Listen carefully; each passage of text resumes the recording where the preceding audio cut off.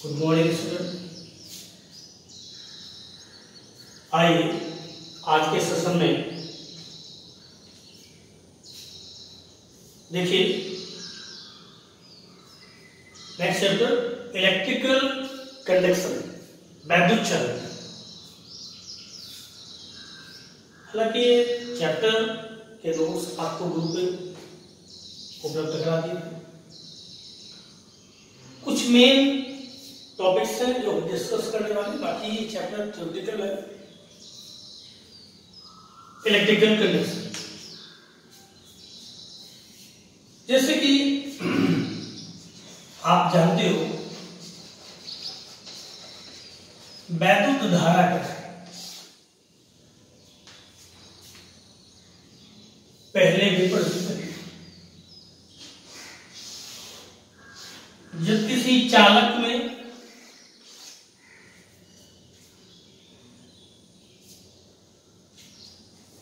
Current की बात करें, अकॉर्डिंग टू डेफिनेशन या formula I is equal to Q by T, T is equal to 1 अगर लिया जाए तो I इज इक्वल टू क्या है।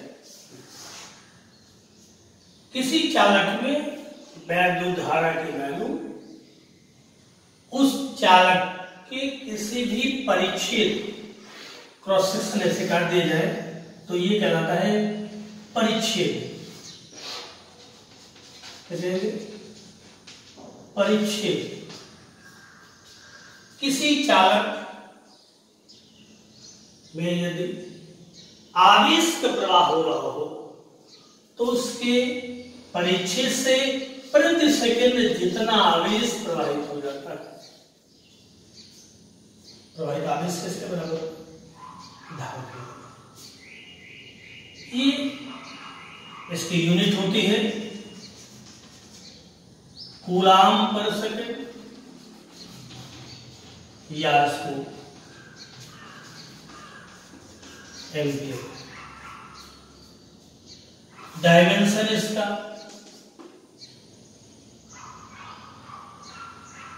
धारा का फंडामेंटल यूनिट। ये डेफिनेशन आप पहले भी पढ़ चुके हैं। हमें यहां डिस्कस करना है कंडक्शन होता कैसे।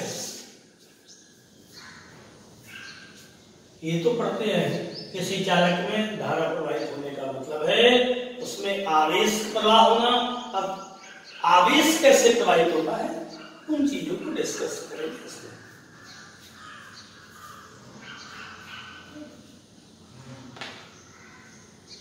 उसको डिस्कस करने में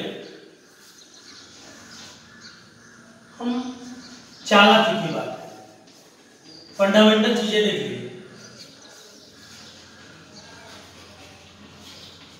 कंडक्टर की बात,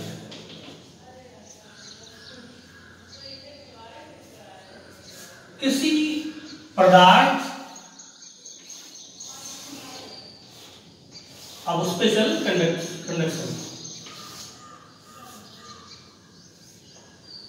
जनरली हमारी 3 कैटेगरी हो जाती है। एक चालक, आचालक, इसको उचालक भी कहते हैं, बैड कंडक्टर, नॉन कंडक्टर, और एक होता है अर्धचालक, इसका बाबू से।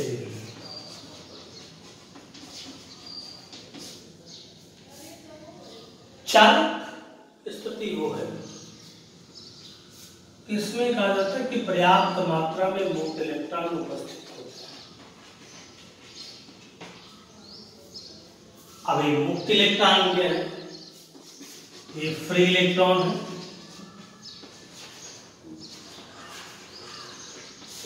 फ्री इलेक्ट्रॉन किनको कहेंगे, अगर इसके एटॉमिक स्ट्रक्चर की बात करें तो कोई भी परमाणु है, न्यूक्लियस हो गया, इसके विभिन्न ऑर्बिट में मुक्त इलेक्ट्रॉन होते हैं।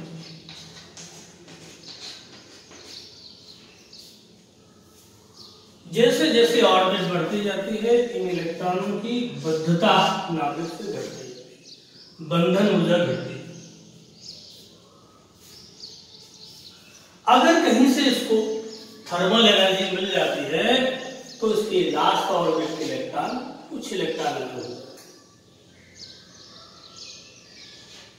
ये जो इलेक्ट्रॉन अलग हो जाते हैं इन्हीं क्या कहेंगे, फ्री इलेक्ट्रॉन है। तो चालक या सुचालक ऐसे पदार्थ कहलाते हैं जिसमें पर्याप्त मात्रा में फ्री इलेक्ट्रॉन होते हैं।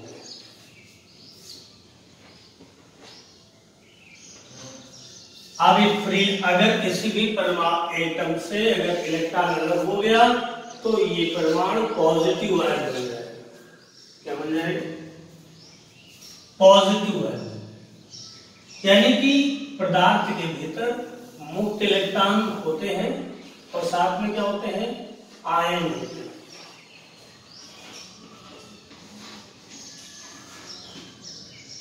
एक ये जो मुक्त इलेक्ट्रॉन है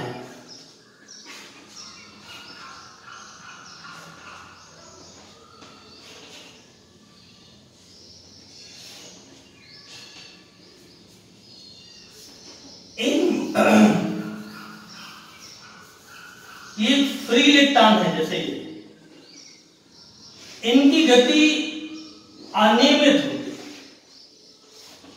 है। रैंडमली इस खाली स्थान धनायनों के बीच, खाली स्थान के बीच अनियमित रूप से घूमते रहते हैं। मैंने बताया कि हमें यहां पर ये समझना है, धारा तो हम पढ़ चुके हैं, I बराबर क्यू/2 के rate of flow of charge पर सेकेंड या rate of flow of charge through a cross section is equal to current. अब धारा का प्रवाह होता कैसे, इसको हमें समझना है। आवेश का प्रवाह कैसे होता है? आवेश क्या चीज है? चालक के भीतर यही एकांक आयतन में मुक्त इलेक्ट्रॉनों की संख्या ही चालकता को दिखाई देती है। यानी कि अगर कई पदार्थ लिए जाए और यूनिट वैल्यू में एक में कम इलेक्ट्रॉन है, दूसरे में ज्यादा है, तीसरे में अलग है, तो पर यूनिट वैल्यू में जितने ज्यादा इलेक्ट्रॉन होंगे उसकी चालकता उतनी ज्यादा होगी। यानी कि चालकता एकांक आयतन में मुक्त इलेक्ट्रॉनों की संख्या पर निर्भर करती है। चालकता प्रति या एकांक आयतन में उपस्थित मुक्त इलेक्ट्रॉन की संख्या पर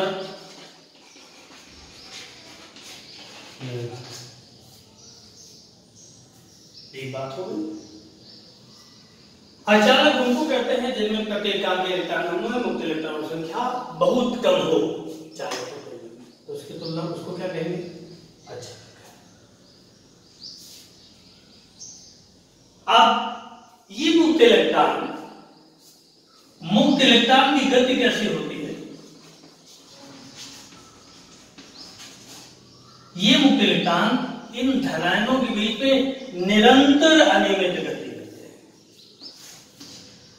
हैं। निरंतर अनियमित गति करते हैं, इसको कहेंगे रैंडम मोशन।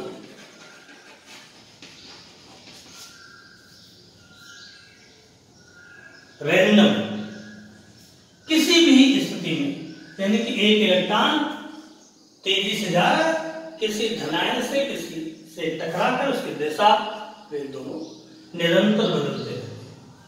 इस गति को ब्राउनियन गति कहते हैं। ब्राउनियन मोशन ठीक वैसे ही होता है जैसे कि आप देखें, एक कांच के गिलास में पानी भर लीजिए, उसमें पानी के पार्टिकल्स या एक सनबीम में देखिए डस्ट पार्टिकल की गति अनियमित होती है, ऐसे होती है। इस गति को ब्राउनियन, यानी कि चालक के भीतर मुक्त इलेक्ट्रॉनों की गति रैंडम होती है। वो बार बार धनायनों से टकराते हुए निरंतर अपनी गति बदलते रहते हैं।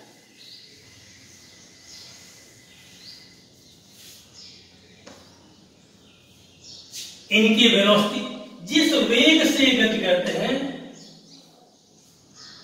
इसे हम कहते हैं ऊष्मीय,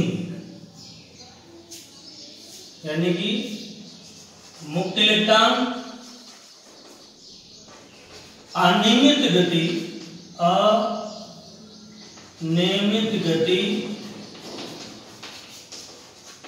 ऊष्मीय वेग से करते हैं। ऊष्मीय वेग उच्च होता है।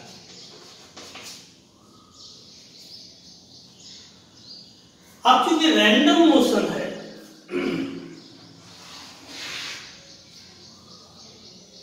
तो किसी भी एटम से टकराकर कब इसकी दिशा बदल जाए, निरंतर बदलती रहती है, पर्टिकुलर डायरेक्शन में बदलती रहती है। इसलिए किसी भी परिचय से प्रति सेकेंड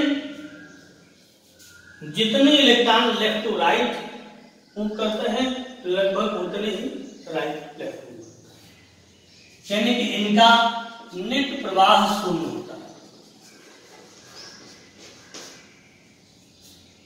नेट प्रवाह शून्य। अतः सामान्य स्थिति में धारा क्या होती है, यही है सामान्य स्थिति में किसके चालक बीच धारा शून्य। अब किसी चालक को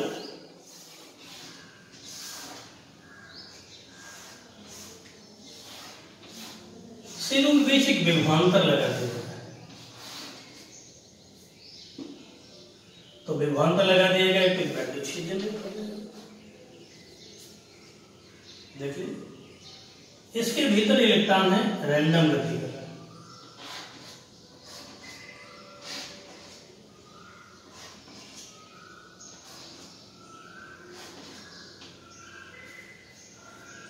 जैसे वैद्युत क्षेत्र लगा इन सारे इलेक्ट्रॉनों पर एक बल लगने लगता है। इधर वैद्युत क्षेत्र के विपरीत, यानी कि जैसे किसी चालक के सिरों के बीच विभवांतर लगाते हैं एक बाह्य वैद्युत क्षेत्र लगने लगता है। उस वैद्युत क्षेत्र के कारण प्रत्येक इलेक्ट्रॉन पर वैद्युत क्षेत्र की दिशा के विपरीत एक वैद्युत बल लगता है और उस वैद्युत बल की वैल्यू होती है कैपिटल। इस बल के कारण ये सभी मुक्त इलेक्ट्रॉन इन धनायनों से टक्कर के बावजूद एक निश्चित दिशा में प्रवाहित होते हैं और उस स्थिति में इसका वेग ऊष्मीय वेग उच्च नहीं रहता बल्कि स्मॉल वेलोसिटी इसको मिलती है और उस स्मॉल वेलोसिटी को कहते हैं अनुगमन वेग। क्या कहेंगे? अनुगमन वेग। यानी कि जब किसी चालक के सिरों के बीच विभवांतर स्थापित कर दिया जाता है जिसके कारण एक वैद्युत क्षेत्र लगने लगता है, वैद्युत क्षेत्र के कारण चालक के भीतर मुक्त इलेक्ट्रॉन जो कि ऊष्मीय वेग से गति कर रहे होते हैं उन पर एक वैद्युत क्षेत्र के विपरीत दिशा में बल लगने लगता है जिसके कारण वो मुक्त इलेक्ट्रॉन धनायनों से टकराने के बावजूद एक निश्चित दिशा में सूक्ष्म वेग से प्रभावित होते हैं। वो सूक्ष्म वेग कहलाता है अनुगमन वेग कहलाता है। इसे स्मॉल वीडी से प्रदर्शित कुछ डेफिनेशन इससे है।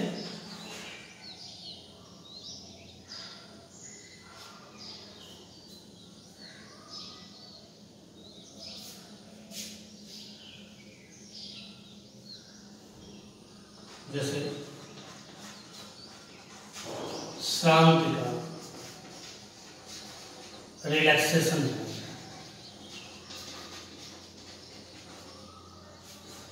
नंबर 2 औसत माध्य मुक्त पथ एवरेज मीन फ्री पाथ। और तीसरा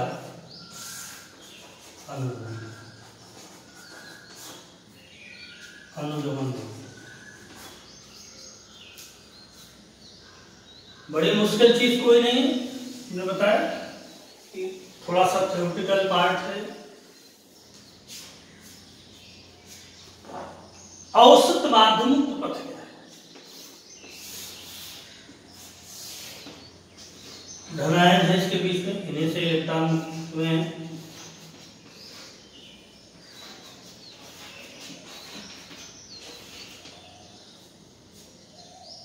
वैद्युत क्षेत्र ऐसे लगा हुआ है जिसके कारण इलेक्ट्रॉन ऐसे,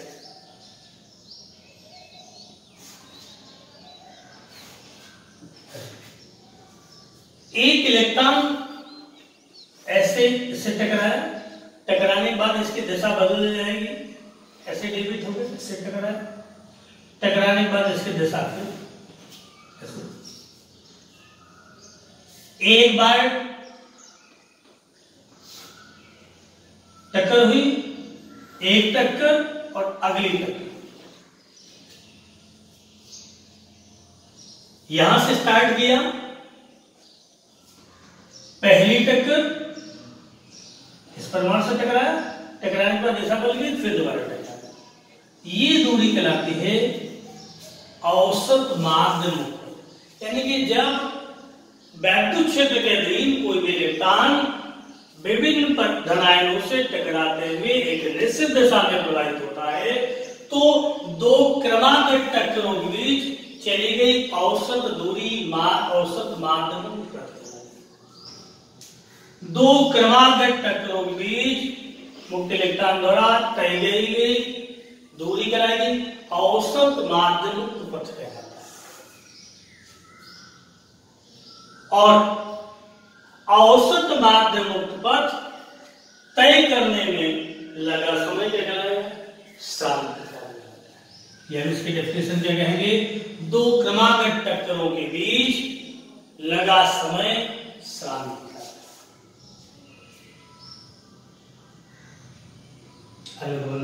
है।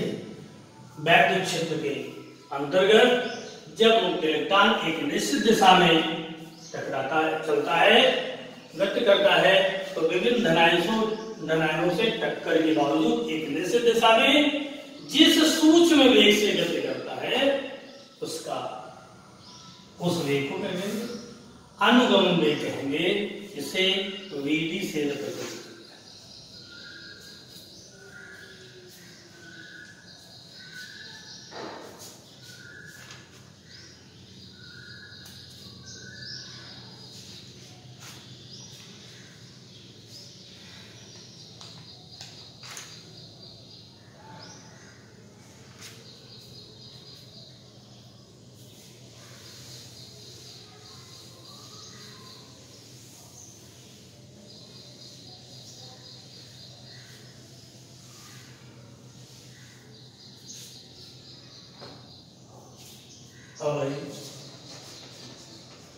धारा व अनुगमन वेग का संबंध।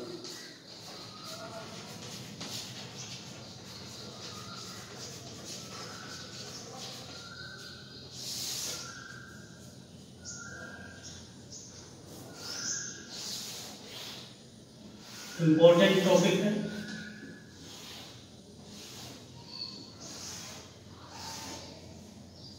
मान लिया एक चालक जिसकी लंबाई है, क्रॉस सेक्शन एरिया ए है, इसके प्रति एकांक आयतन में मुक्त इलेक्ट्रॉनों की संख्या कितनी है? अब फिजिकली देखिए इस चालक का आयतन कितना हुआ, वैल्यूम A × L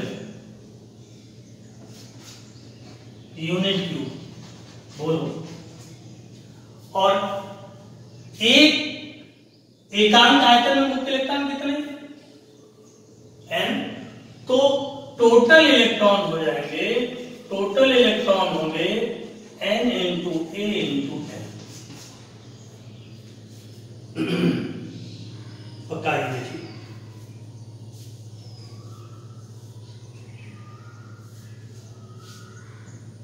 हमने मान लिया जब इसमें धारा प्रवाहित होती है तो ये इलेक्ट्रॉन अनुगमन वेग Vd से ऐसे करेगा। पक्का ध्यान दीजिए। माना एक चालक जिसकी लंबाई स्मॉल l है, क्रॉस सेक्शन एरिया A है, पर यूनिट वैल्यूम में मुक्त इलेक्ट्रॉन की संख्या n है, में I एम्पीयर की धारा प्रवाहित हो रही है। और इस दौरान इलेक्ट्रॉनों का अनुगमन भी कितना है।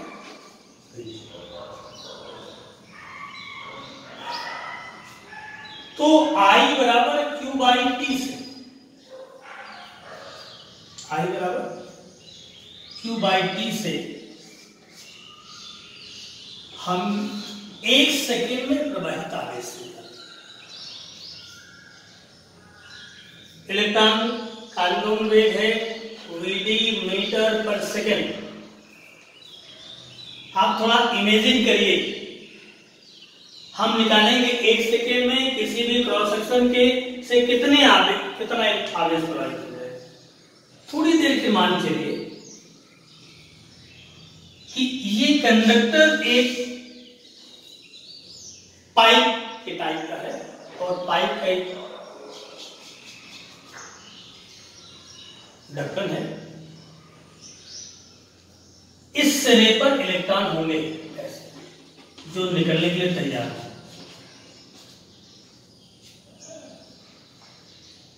होंगे। अगर इस पाइप का ये सिरा ओपन कर दिया जाए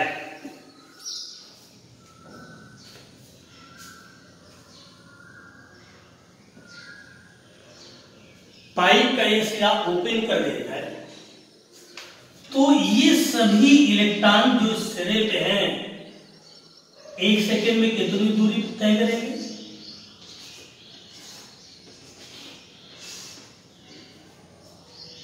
All the electron at this point travel the distance VD, यानी कि जैसे इस ढक्कन को खोलेंगे 1 सेकेंड में ये सारे इलेक्ट्रॉन यहां पहुंच जाएंगे, इसके पीछे वाले यहां आ जाएंगे। अगर ये निरंतर इलेक्ट्रॉन प्रवाहित हो रहे हैं ठीक वैसे ही जैसे पाइप में लिक्विड का फ्लो होता है। तो 1 सेकेंड में ये आभासी है प्रवाह। तो जिस तरह से लिक्विड निकलता है यहां से निकलने वाला ये आभासी द्रव होगा। इसमें भी इलेक्ट्रॉन डेंसिटी वही होगी। तो 1 सेकेंड में कितने इलेक्ट्रॉन प्रवाहित हो जाएंगे। इस पाइप का आयतन निकाल लो A इंटू VD। यदि इलेक्ट्रॉन VD से गति करते हैं तो किसी परिच्छेद से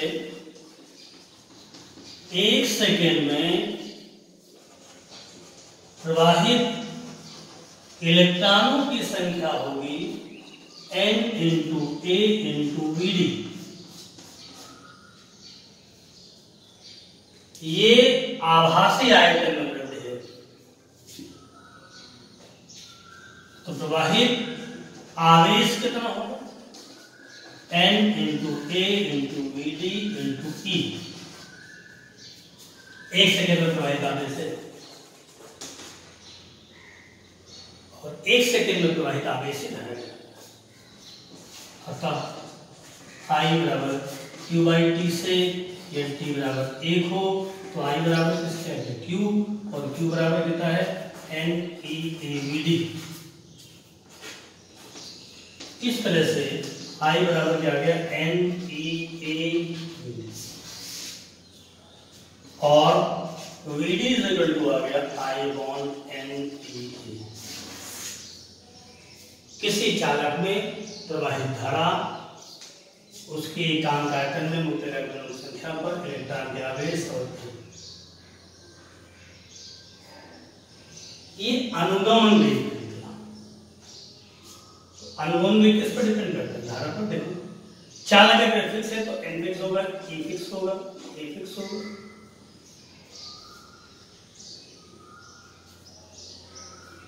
इस तरह से धारा और अनुगमन वेग में संबंध I बराबर NEAVD।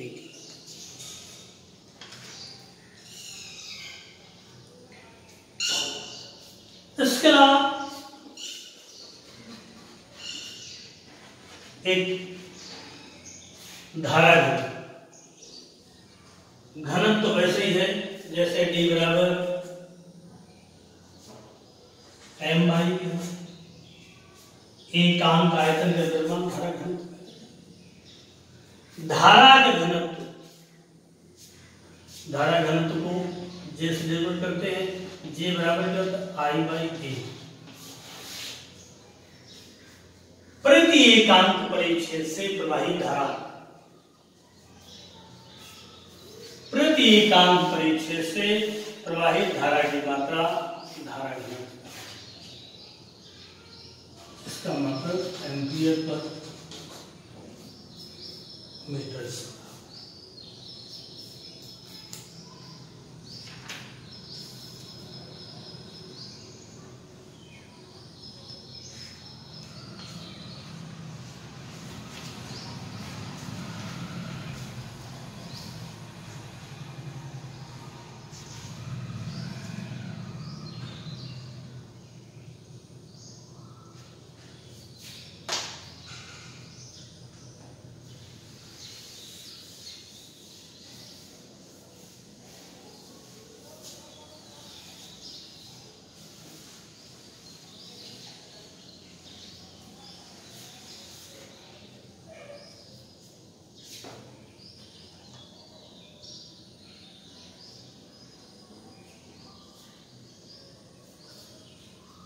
एक इंपॉर्टेंट टॉपिक है अनुगमन वेग व विभवांतर में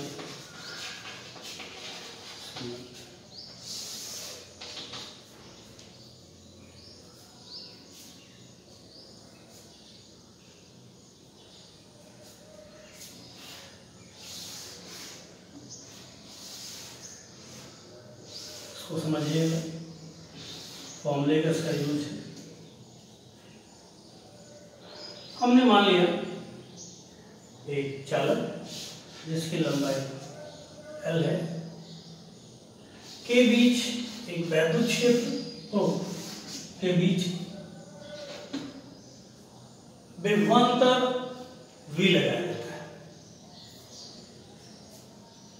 इस चालक के प्रति एकांक आयतन में इलेक्ट्रॉनों की संख्या कितनी?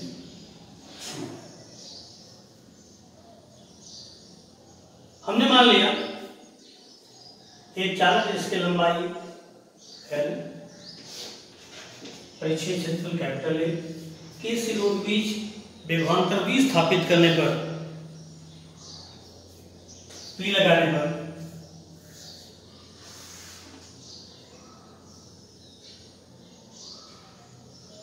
उत्पन्न वैद्युत क्षेत्र हो।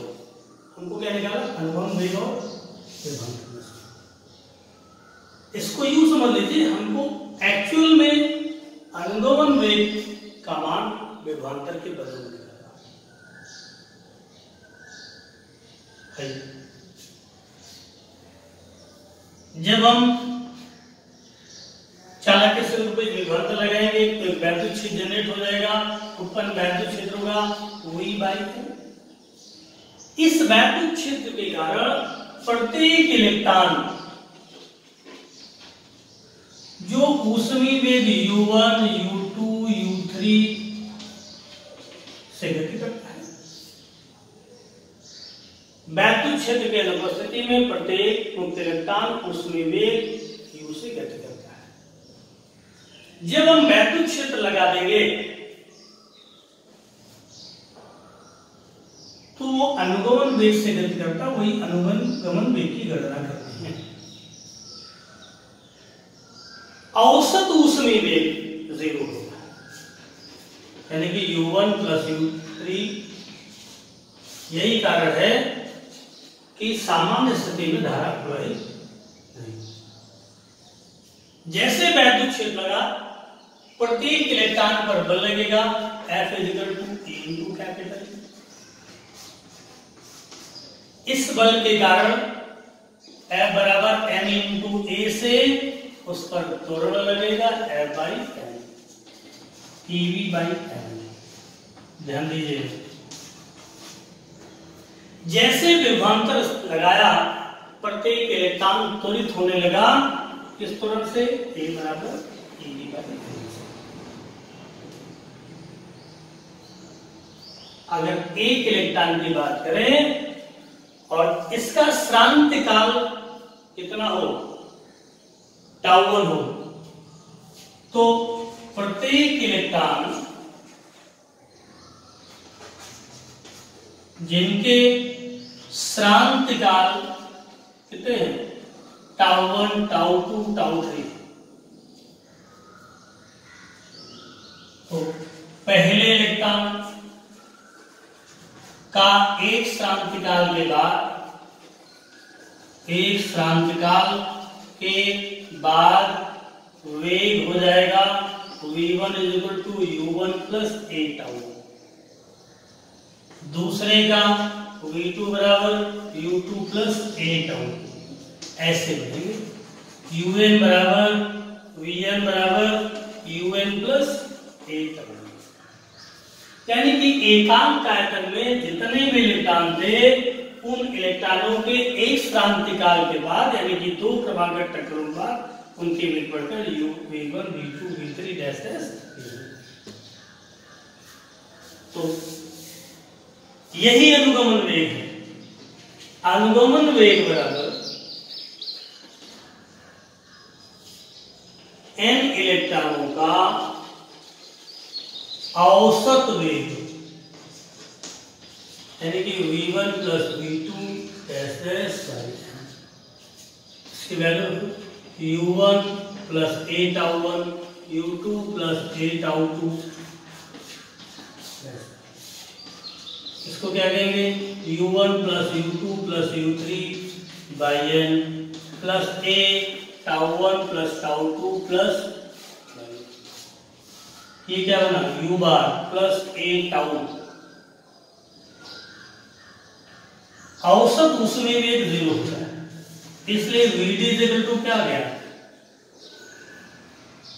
a τ।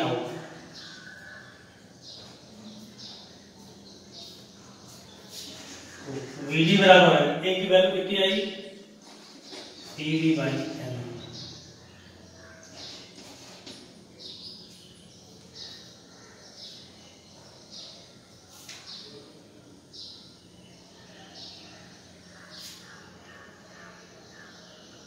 Vd बराबर क्या आ गया, e τ/ml into कैपिटल।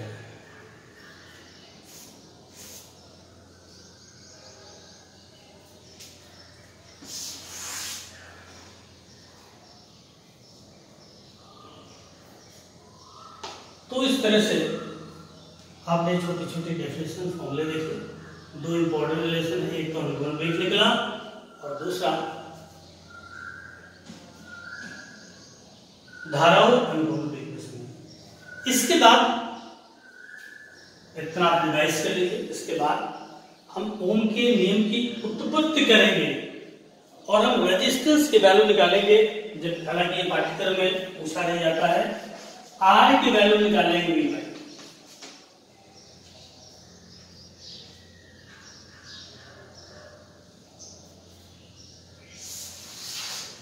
और उसकी वैल्यू फिजिकली दिखाएंगे, R बराबर ρL/A होता है।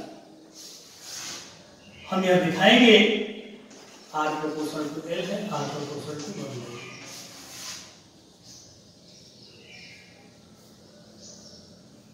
हालांकि आप शॉर्ट में देखना चाहें तो यहीं पे देख सकते हैं।